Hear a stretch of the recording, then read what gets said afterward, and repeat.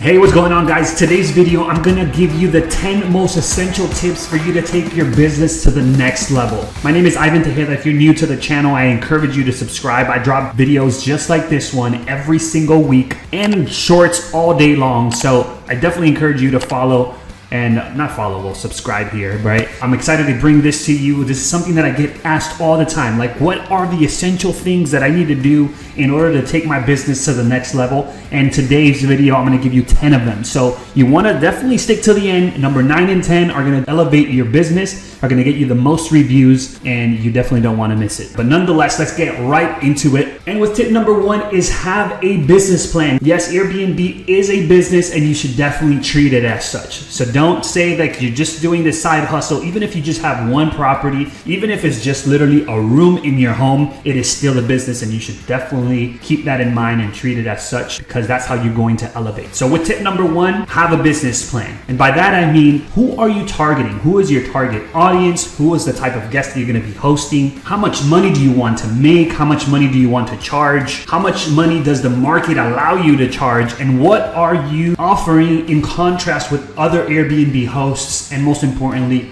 hotels, which is our number 1 competitor. It is not Airbnb hosts that is your competitor. Your actual competitor are hotels. Why do I say that? Because your Airbnb hosts, the moment that they get booked for a certain date, they are no longer available for that date. So that means that you become wide open and available. However, with a hotel, they have 150, 200 rooms in the hotel, which means that they can service pretty much every client that is in your area. So keep that in mind. Hotels are the number 1 competitor. Now, you also want to keep in mind the rules and regulations of the city or location that you're planning to do Airbnb. You have to do your due diligence, market research and due diligence, and making sure that you are compliant with the city and the county that you're in. Now, that's important because there are certain ordinances that can prevent you from making a certain amount of money or hosting for a certain amount of days out of the year, and so many different other things. So you want to make sure that you dial in before you deep dive into investing into your properties, and make sure that you crossed your T's and dotted your I's to have a successful business. Now, tip number 2 is understand the differences between short-term rentals, Airbnb, and your regular traditional rentals. You're not in the rental business. You're actually in the hospitality business when you're doing Airbnb. So identify and treat your business and guests as such. Now, one of the main differences between a long-term resident or tenant and your short-term Airbnbs is that you're actually going to interact more with your Airbnb guests than you would a long-term resident. Now, unlike with a long-term resident, you barely hear about them throughout the year. If something goes bad, an appliance, a leak, or something like that, they'll contact you, the landlord. But in the Airbnb space, you are getting contacted for pretty much everything, whether that be the bed being uncomfortable, or the water not working, or there's not enough linens or towels, or there's no toilet paper. It's a more hands-on approach. Not that you're not going to automate all of this, of course, that's the goal, that you don't necessarily do this all the time, but understand that that is the main difference between the two. Now, once you start to automate the business, which is what we want to get to as soon as possible, you're not going to be working in your business, you're going to be working on your business. And what I mean by that is you're going to hire cleaners, you're going to hire handymen, you're going to hire all of the people that are necessary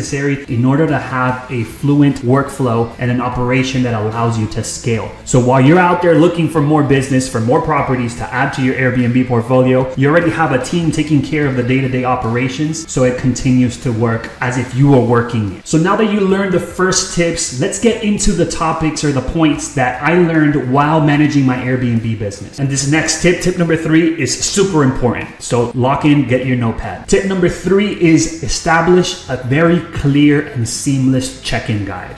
All of our listings across the whole portfolio are self-check-in. What I mean by that is that we do not have to hand over keys to our guests. They're able to follow the check-in guide, which we establish and put together through the Airbnb app, not through the Airbnb platform on the website. It has to be through the app. And we literally have a slideshow for them that they can follow step by step on how to access the property, on what intercom to press, what button to press in the elevator. And we do not take lightly the fact that there are people who are less competent than others, to put it in a nice manner. We are basically making these check-in guides for 3-year-olds so that they're able to follow. And still, we do get those guests who still contact us because they either A, didn't follow the check-in guide, or they followed it and they're still confused somehow. So not to put anything against them, but There are people who are going to require a little bit more attention, no matter how crystal clear things are. But a smooth check-in guide is not only going to make your life easier and your staff easier, but it's also going to let guests know that you paid attention to them and they're going to leave you a great review. Now, in order for you to make an effective check-in guide, what you want to do is go outside without the keys or anything and follow every single step that you would need to take in order to access your property. Basically making it to where we put in the GPS of our location. Where does the most common GPS take our guests? Okay, it's going to take us to this corner. So from that corner, we start the directions in our check-in guide so that we know, or the guest knows, what steps to take, not necessarily once they're in the property, but right outside of the property, so it is even more seamless. Now, the check-in guide is obviously the very first process or encounter that they have with your listing. Even before going into the listing, they've already made a decision. If you give them a very clear check-in guide, they're going to already feel prone to leave you a good review, depending on the experience that they have just in check-in. And not only is this so important for the guest, but Airbnb deems it to be important to the point that they can actually leave you a star review based solely on check-in. So keep that in mind. Now, in previous videos, I've mentioned all of the different options as far as what kind of lock system you can place on your listings in order for you to have an effective check-in process for your guests. So you have the smart locks, which you can grab literally an iPhone or your phone and have an app where you can input certain codes for guests to access it. We personally use your regular real estate locks that you just place the keys inside and it's analog, so you just put the code in there and it pops open, you grab the key. We found those to be more effective from the standpoint of effectiveness, obviously, but also cost effectiveness. Since we have so many listings, sure, we could technically invest eventually into many smart locks, but the one that we use for one of our larger properties is the Nest Yale lock, which is $250 from the time of this recording. And it's not very cheap, but it is very effective. Other than, of course, you have to change the batteries and make sure that that's all working and dandy. However, for us having so many listings, it can be a little bit more tedious, even the little things just like that. But on the back end, it gives us that flexibility of being able to use our guests' last 4 digits of their phone number so that they don't forget the code and bug us about it, which we often do. So those were one of the pros and the cons about going the expensive route. So upfront cost, obviously, but also the flexibility of being more customizable so that you can make it to where it appeals to your guests. Now, tip number 4 is to use professional photography. I cannot stress enough how important photography is, and real estate photography to be specific. It's very different, regular photography and real estate photography. If you don't know how to take pictures, if you don't have a decent enough camera, I encourage you to hire someone to do it for you, or take some YouTube courses online or watch a couple YouTube videos and see how you can take effective pictures for your listings. And that's important because that's the very first thing that people see from your listing, your pictures. So it is very well documented that people are going to go through Airbnb and find the listing that has the best looking pictures, and then they're going to look at the title to see if it fits their need before they go into the actual listing. So first impression is very much key here, and that is why I encourage you to not skimp on getting the right pictures for your listing. On average, professional pictures get 24% more bookings than hosts who have non-professional pictures. Basically, you'd be standing out 24% more than the rest of the folks that didn't put forth the effort into their pictures. Now, also to reference back the fact that your main competitor at that is hotels, you also have to have that type of quality. And for sure, if it's an established hotel, they're going to have and invest money into photography so that they can showcase their best rooms and amenities and all of that. And you should definitely also treat it as such. And tip number 5 is understand your property's spacing. By that, I mean, how many people can you sleep in your property? Not only how many people can you sleep in your property, but how many people can sleep comfortably in your property. So the last thing that you want to do is advertise a property that's 2 bedrooms, for example, and you can sleep 7 guests, but all you have is a bunch of couches that open up and you can turn them into beds. So even though technically speaking, you can make more money the more beds that you have and the more people that can sleep in your property, you also want to walk that fine line in between comfort and effectiveness versus just maximizing profitability. Because you may be compromising your quality for the amount of quantity capacity of guests. So for example, in our case, a perfect example, we have a townhome that can technically sleep 12 guests. That's including a room that has bunk beds that sleeps 3 people. You have a second bedroom that has a queen bed, obviously 2 people. And then we have the master bedroom that sleeps 2 people as well. And that's a king bed. But we also have in the loft a sofa bed, and downstairs in the living room, we also have a sofa bed. However, we don't even advertise our sofa beds anymore because we found that it is very known that people end up not having as comfortable of a stay when they're sleeping on the sofa beds. For that reason, we've kind of digressed from advertising our sofa beds and made it a point to focus on people that are sleeping on actual beds. And that's just our personal choice. That's not to say that you shouldn't advertise sofa beds. It's just something that we'd rather have some people have a quality sleep and get reviews based on that versus someone having a crappy sleep, because people tend to think that a sofa bed is going to be as comfortable as a regular bed, so their expectations are higher that we cannot technically meet. And that's one of the reasons why we just opted to avoid the whole couches aspect of it when it came to sleep. But that's just something to keep in mind. Now, of course, one of the drawbacks in addition to having too many people in your property is that there's more wear and tear. There's more possibilities of parties happening or gatherings happening. So keeping all those things in mind, you can actually set it in your listing, or if there's a certain amount of guests beyond a certain amount that you preset. For example, in our townhouse, our largest property, we can sleep comfortably on beds 7 people. So anybody that comes as an additional guest beyond that 7 people, there's a $45 charge that they're going to get charged. And that is considering all things, that there's going to be extra cleaning, or that there's going to be the possibility or the extra risk of getting a noise complaint. All of those things considered, we've added an additional premium of $45 per additional guest, up to 12, which is actually where we can technically sleep comfortably or in the property.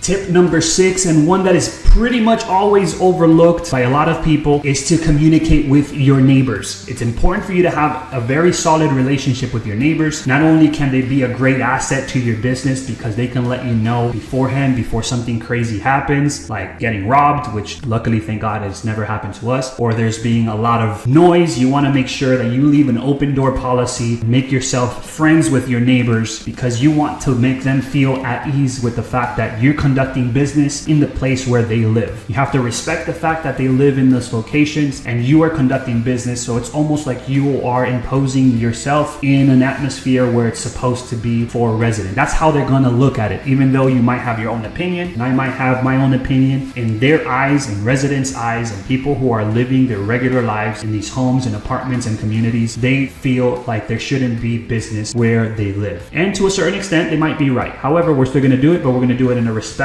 manner and considering them. The way that you do that, you make it a point to and be intentional to build a relationship with them, exchange numbers. Hey, if anything ever happens, please feel free to give me a call. Let me know. I do not want to disturb you. I don't want any of my guests to disturb you or people that I'm hosting to disturb you. You don't have to get into crazy details either, but you want to leave that door open so that if something were to ever occur, it doesn't escalate and you can mitigate it within each other. Tip number 7 is an obvious one. Maintain your property spotless. It's one of the reasons why Airbnb drills us on cleanliness, and it's actually one of the points that they can review you on directly. It's cleanliness. Make sure that your linens are clean, make sure your towels are clean, the floor is clean, your appliances are clean. Everything must be completely spotless so that not only your guests are happy, but you can maintain your property without any rodents and insects, and everybody is happy. One of the ways that I've actually made it a point to maintain a quality of cleanliness that pretty much nobody else can is that I incentivize my cleaners by giving them a bonus based on their performance or the cleanliness performance of that month. So I let them know is, listen, if we get nothing but 5-star reviews for every single month, at the end of the month, you're going to receive a bonus. You can implement this in your business as well, and that'll encourage them to make sure that they throw an extra eye at the end of the cleaning period. Once they're done finishing cleaning, they can do an extra run, make sure baseboards are clean, all of the refrigerator stuff is out and clean, and all of those things, and you are incentivizing them to make sure that everything is on point. If you're just paying them to clean, they might slip up and there's no real incentive for them to take that extra step to make sure that everything is good. Tip number 8, and some people will tell you otherwise, use white linens and towels. Sure, they can get stained. Sure, they can get damaged easier. All of those things are very, very, very much true, but there is nothing more concerning to a guest that if you have dark linens and towels is that they don't know if it's clean or not. White represents cleanliness. There's a reason why all hotels, for the most part,